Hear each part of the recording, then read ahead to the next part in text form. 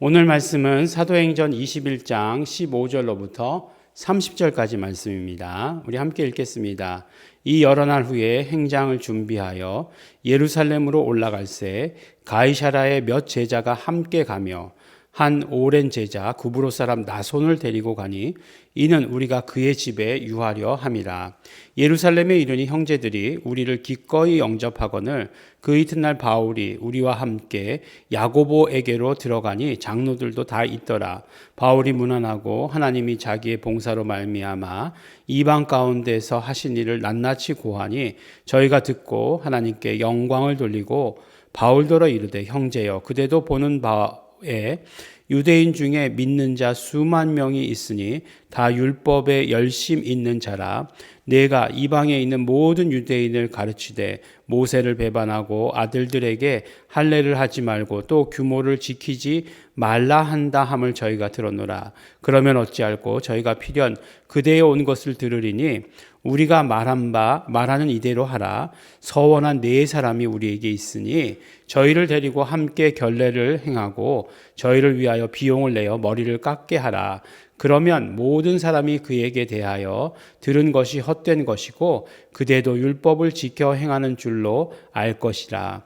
주를 믿는 이방인에게는 우리가 우상의 제물과 피와 목매어 죽인 것과 음행을 피할 것을 결의하고 편지하였느니라 하니 바울이 이 사람들을 데리고 이튿날 저희와 함께 결례를 행하고 성전에 들어가서 각 사람을 위하여 제사 드릴 때까지의 결례에 만기된 것을 고하니라. 그 이래가 거의 참에 아시아로부터 온 유대인들이 성전에서 바울을 보고 모든 무리를 충동하여 그를 붙들고 외치되 이스라엘 사람들아 도우라. 이 사람은 각처에서 우리 백성과 율법과 이곳을 회방하여 모든 사람을 가르치는 그 자인데 또 헬라인을 데리고 성전에 들어가서 이 거룩한 곳을 더럽게 하였다 하니 이는 저희가 전에 에베소 사람 드로비모와 바울과 함께 성내에 있음을 보고 바울이 저를 성전에 데리고 들어간 줄로 생각함일러라. 온 성이 소동하여 백성이 달려와 모여 바울을 잡아 성전 밖으로 끌어 나가니 문들이 곧 닫히더라. 아멘. 네, 이제 바울의 3차 여정이 끝났습니다. 네, 다음 3차 여정이 어떻게 해서 끝나느냐? 예루살렘으로 돌아와서 이제 끝나는 것입니다. 예루살렘에서 시작해서 안디옥으로 갔다가 저 윗지방을 돌아서 그 다음에 에베소에서 3년간을 사역하다가 거기서 이제 또 마게도니아 지역을 이렇게 또 돌고 그 다음에 이제 바닷길로 해서 돌아와 가지고 이제 거쳐서 오다가 마지막에 결국 어디에 도착했죠? 가이사랴.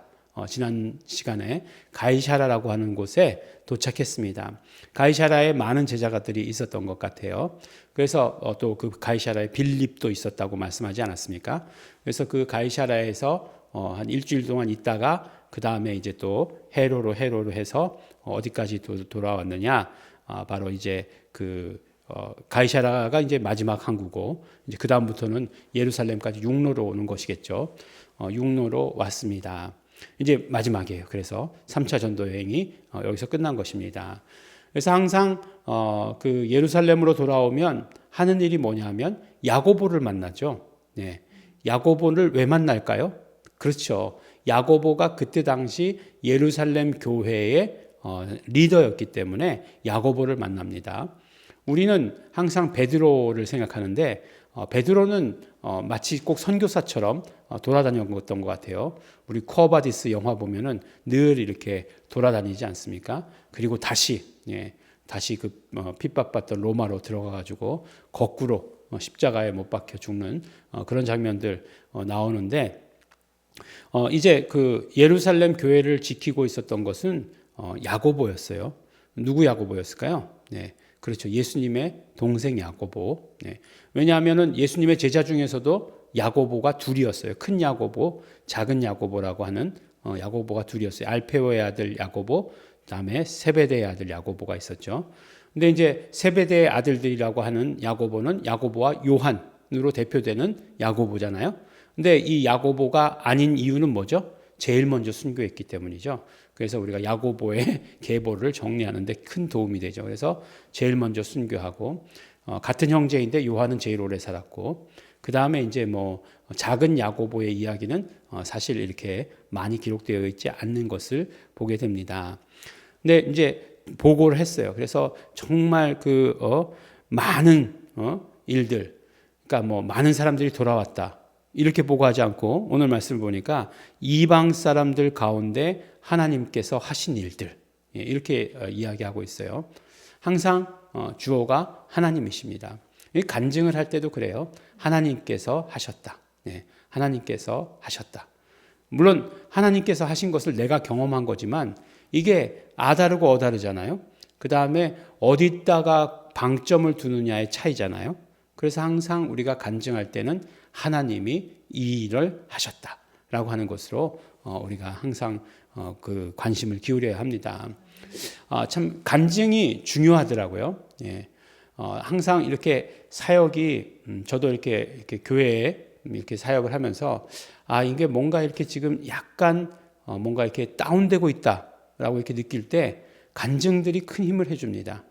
간증을 듣고 나면 정말 조용하게 아무 일도 없었던 것 같은데 그냥 그 사람만 경험한 것 같은데 그 간증을 듣고서 힘이 나서 나도 그렇게 했다라고 하는 그런 것들이 다이나믹스를 이루게 되죠. 그래서 간증이라고 하는 것 굉장히 중요합니다. 선교 보고 그래서 또 중요하죠. 하나님께서 하신 일들을 우리가 이렇게 경험했다라고 하는 것들 중요합니다. 그래서 그 선교 보고를 들은 모든 그곳에 모인 사람들이 하나님께 영광을 돌렸다라고 이렇게 이야기하고 있습니다. 근데 그 다음부터가 이제 분위기가 반전되죠. 어떤 것으로 반전됩니까? 이제 계속해서 선지자들을 통해서 제자들을 통해서 또 예언가들을 통해서 사도 바울에게 예언했던 그런 내용들 있잖아요. 예루살렘에 올라가면 붙잡히게 될 것이다라고 하는 그 일들이 이제 이루어지게 되는 거죠. 그 일들이 이루어지게 되는 거죠. 너무나 재미있게도 이 예루살렘에 사도 바울이 들어와서 붙들리게 되는 것은 꼭 예수님의 그 사건을 기억나게 해요. 예. 지금 이들이 들어온 거는 6월절은 아니에요. 6월절은 아니고 오순절 때 들어왔다. 오순절에 맞춰 가기 위해서 그 에베소를 들리지 않았다라고 얘기했잖아요. 그러니까 오순절 때 맞춰서 들어왔을 거예요. 오순절에 들어왔는데 그런데 이제 야고보가 걱정의 말을 전하는 거죠. 사람들이 너를 너무 잘 알고 있다. 근데 어떻게 잘 알고 있느냐? 율법을 지키지 말라고 그랬다. 모세를 배반하고 그 다음에 아들들에게 할례도 행하지 말고 또 율법도 여러 가지 율법에 여러 가지 법들 있지 않습니까? 먹는 것에 관한 법, 절기에 관한 법, 이런 법들이 있는데 그것도 지키지 않아도 된다라고 이야기했다고 오해한다는 거죠. 그렇게 하진 않았어요. 그렇게 하진 않았습니다. 예수님께서 말씀하시기를 예수님이 율법을 폐하러 온 것이 아니라고 말씀하셨어요. 근데 사람들은 율법을 신봉하는 사람들, 바리새인들, 서기관들, 그 다음에 사두개인들 이런 사람들은 예수님이 그러한 모든 기존의 질서와 법들을 다 뒤집어 엎는 혁명가라고 생각했어요. 그런데 그렇지 않았습니다. 율법을 완전히 갈아서 뒤집어 엎기 위해서가 아니라 율법의 부족한 것들을 보충하기 위해서 왔다라고 예수님 말씀하셨잖아요. 그것이 무엇이었죠? 그렇죠. 율법의 아주 그 중요한 그 근본을 알고 계셨죠. 율법에는 용서가 없다는 것 아니겠습니까? 근데 예수님께서는 예수님의 피로 말미암아 용서를 주시기 위해서 오신 분이시다라고 하는 것을 사람들에게 알리신 거죠. 근데 여전히 유대인들은 율법에 매여 있습니다. 여전히 율법에 매여 있어요. 바울 당시에만 그랬을까요? 지금도 마찬가지예요. 지금은 오히려 율법도 지키지 않으면서 율법에 매여 있다. 이렇게 얘기할 수 있어요. 제가 이스라엘에 살지도 않았고 보지도 않았지만 이스라엘에 다녀와서 하는 많은 사람들의 간증이나 이야기를 들어보면 율법 잘 안 지킨다는 거예요. 요새는 안식일도 잘 안 지킨다는 거죠. 그래서 안식일 막 지켜야 된다고 막 그냥 이렇게 그 시끄러운 거 두들기면서 이렇게 막 돌아다니고 그런다는 거예요. 근데 뭐 너나 지켜라. 뭐 요새 그렇지 않겠습니까? 그런 게 이스라엘도 있다는 거예요. 지금 한참 전쟁이 일어나가지고 지금 기름값도 오르고 있고 안 그래도 살기 어려운 이때에 참 우리를 아주 그냥 팍팍하게 만드는 그런 일들이 있죠. 그렇다고 제가 팔레스타인 편이다? 그건 아닙니다. 전쟁을 반대하는 편에 있습니다. 그러나 전쟁의 소식은 계속 될 것이다라고 이렇게 얘기하고 있는 거죠. 그래서 계속해서 사도 바울을 이렇게 핍박하는 것을 율법을 가지고 핍박하려고 해요. 근데 가만히 보니까 이 모든 바울이나 그다음에 유대인들로서 예수님을 영접한 사람들이 율법에 대해서 어떤 태도를 가졌는가 하는 것 보는 거 굉장히 중요하죠. 율법을 절대로 어기려거나 율법이 아무것도 아닌 것으로 만들려고 하지 않았다는 거예요. 오늘도 보니까 야고보가 그 아이디어를 낸 게 뭐예요? 네 사람이 준비되어 있는데 그 사람들 머리 깎게 하고 결례를 행하게 해라. 그러면 사람들이 보고서 너와 함께 가서 그런 것들을 보여주면 그러면 분명히 율법을 잘 지키는 사람이구나라고 하고 볼 것이다. 이렇게 야고보가 얘기한 거죠. 그렇지만 야고보는 착한 사람임에 틀림없습니다. 뭐냐면 착한 사람은 악한 사람들의 생각을 이해하지 못해요. 왜냐하면 그렇게 하면 아주 율법을 지키는 사람으로 이해할 것이다. 그리고 그 예루살렘 공회에서 결의하기를 정말 이방인들에게도 우상의 제물과 피와 목매어 죽인 것과 음행을 피할 것을 그러니까 그 율법에 해당되는 것들을 그대로 따를 것을 지시하지 않았느냐. 그러니까 이런 것들을 보여주면 바울이 안전할 것이다 라고 이렇게 아주 낭만적인 생각을 했다는 거죠. 그러나 어떻게 됐습니까? 여지없이 그 생각이 무너지죠. 어떻게 해요? 바울을 발견한 사람들에게서 그들이 그냥 선동하지 않습니까? 그 뭐라고 얘기합니까? 사람들을 모든 무리를 충동하여 이스라엘 사람들아 우리를 도우라 이렇게 얘기하는 건 아니겠습니까? 너희들이 이스라엘 사람이라면 우리를 도와야 돼. 그냥 이런 식으로 이렇게 소리 질렀겠죠. 소리 질렀을 것입니다. 틀림없이. 그래서 어떻게 돼요? 바울이 큰 위기를 당하게 되는 거죠.